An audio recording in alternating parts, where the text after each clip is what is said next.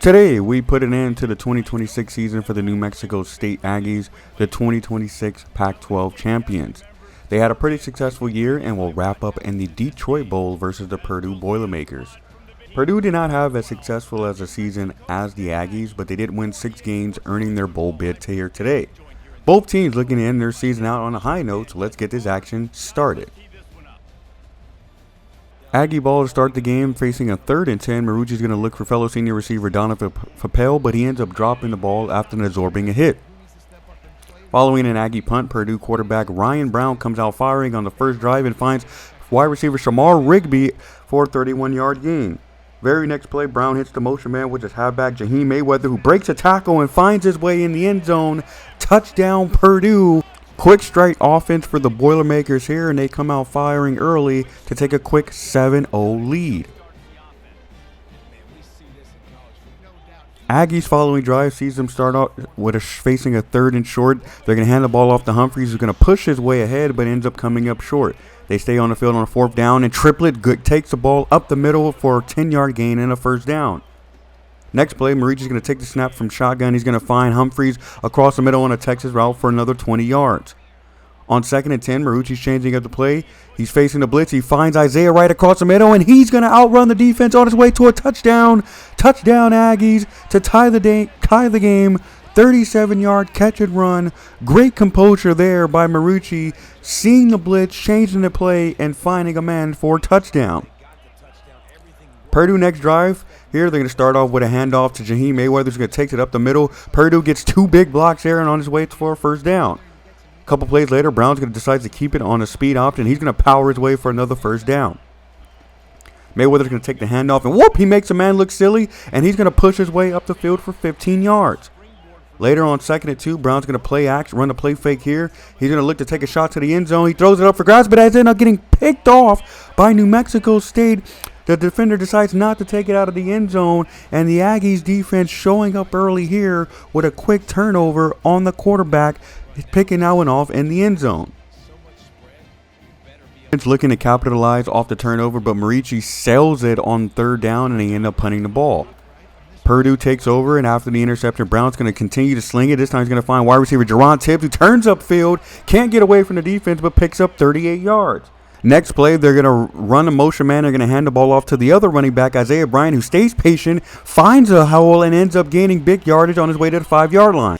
On the very next play, Brown's going to take the snap from gun. He's going to end up checking it down to Jaheim Mayweather, who turns it upfield quickly and scores for his 2nd touchdown of the half, and he hits the gritty of his own. 14-7 Boilermakers here as they find their way back ahead. Aggies trailing once again. Marucci's going to start off with a play fake, and he's going to find Noah Triplett all alone as he's going to run down to the Purdue's 34-yard line for a big gain. On 3rd and 3, Marucci's going to fake the ball once again. He's going to end up throwing the ball into double coverage, and ends up getting knocked down. They go on 4th down from the empty, and he's going to find Papel running a drag route, and he ends up gaining the 1st down. On 1st and goal, Marucci's changing the play up once again. Takes the snap from gun, doesn't like what he sees, scrambles left, he ends up throwing a strike to Isaiah Wright, who ends up scoring his 2nd touchdown of the half, 14-all once again. Deadlocked once again. Brown's going to start off the drive for Purdue with a play action. He's going to find a wide open receiver. That's tight end Tavion Galloway, who takes it from Purdue's 25 to New Mexico's 23. Few plays later, Brown's going to get it once again from the gun. He's going to throw it on the sideline to Delon Morset, and he's going to score Purdue's 3rd touchdown of the half. Aggies defense struggling early in this one. Purdue's got their number so far. Aggies looking to answer back. Marucci's going to start off with another dump down to Triplett. He jukes out 2 defenders on his way to a nice gain.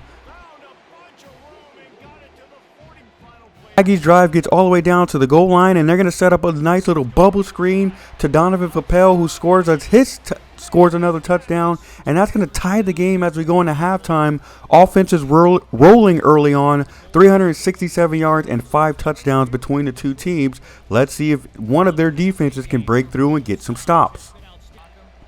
Purdue ball after the break. Brown's going to hand the ball off to Mayweather again, who sees nothing but green and finally gets tackled at the 45-yard line.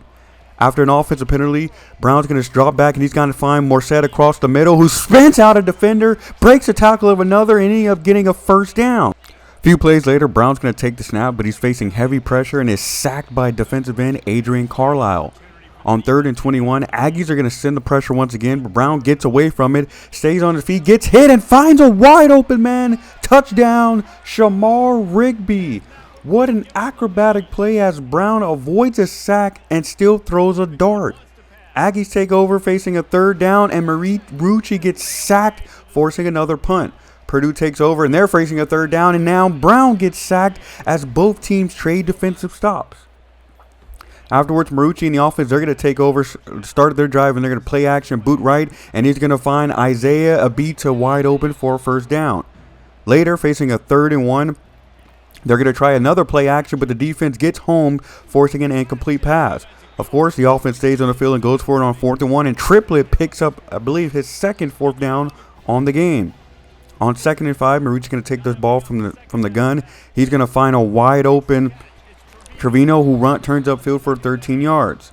A few plays later, Humphrey's going to take the ball. He's going to run it to the right side. He goes untouched, finds his way for a 1st down, and gets it all the way down to the 2-yard line. And on 1st and goal, they're going to run Abita in motion. He's going to take the flip. He's going to turn upfield, and he finds his way inside the end zone for a touchdown to tie the game once again. We pick up the action in the 4th quarter, and Brown's going to try to find a man on 3rd down, but ends up getting broken up, and the Aggies force another punt. Aggie ball now facing a 3rd and 8. Marucci stands in the pocket. He's going to throw it over the middle, over the head of the defense, and Fappel is going to go all the way for a touchdown. Touchdown, Aggies, as they finally take the lead. Purdue was in a man defense. Fappel runs past his mark, gets in between the defense, and Marucci puts it nowhere but where Fappel can catches it. Beautiful throw. Purdue ball now finally trailing as he's going to hit Morset on a bubble screen. He's going to pick up the 1st down. On 1st and 10, Brown's going to take the snap. Doesn't see anyone. He's going to try to roll right, but he isn't able to get it off, and he gets sacked. Purdue eventually settles for a field goal, and kicker Spencer Porrad nails it from 50, 31-38. Aggies ball now with 3 to play. Marucci changing up the play again before the snap. He's going to take it on 3rd and 5. He's going to find his trusty receiver Donovan Fappel for a 1st down, extending the drive. After a 2-minute warning, Aggies are going to actually drop back to throw on 2nd and 8. Marucci gets hit on the throw, and this ends up getting knocked down and intercepted by safety Dylan Theinman, who brings it all the way back to the 40. Not sure of that play call there by the Aggies. They're just trying to kill the clock, and somehow they find their way turning it over. Purdue now with an opportunity to take the lead. Facing a 3rd and 5, Brown takes a snap, sees no one open, but he turns it upfield and takes off running. He gets a couple blocks and ends up springing loose down the sideline. Huge run by the QB there. A few plays later on 3rd and 7, Brown's going to find wide receiver Armin Branch up the scene for a touchdown as Purdue takes the lead. Aggies take over now, down 3. Marucci going to start off the drive and find Abita open for a 1st down. No huddle as they continue to try to get some yardage here to get into field goal range to try to tie the game. Marucci gets everyone up to the line of scrimmage. He's directing traffic here, and then he takes a snap from gun. Just over a minute to play. He's going to find Fappel running a drag route, and he's going to pick up a 1st down. A few plays later on 3rd and 10, he's going to find Fappel up the middle once again for another 1st down to the 40-yard line. On 1st and 10 after the timeout, he's going to look for Bates on the outside, but ends up throwing it to safety Damon Maribel, and Purdue picks it off, and the return man takes it all the way to the 34-yard line with only 1 timeout left for New Mexico State. This interception and huge play by the defense ultimately dooms the Aggies as Purdue upset New Mexico State 38-35, and this absolute barn burner here in Detroit. Quarterback Ryan Brown, MVP of this one with 288 yards and 4 touchdowns. So not a great way to end the season, but a successful season nonetheless. As we take a look at these season stats, Santino Marici lit up his senior year by throwing 3,500 yards, 21 touchdowns, and 71% completion percentage. Freshman Ryan Humphreys started his college career with 929 yards and 9 touchdowns in his debut seasons. Triplett and Grimm added another 600 yards and 6 touchdowns between them. Isaiah Bita led the team in receiving with 89 catches, 888 yards, and 5 touchdowns. Senior Donovan Papel finished his college career with 780 yards and 6 touchdowns.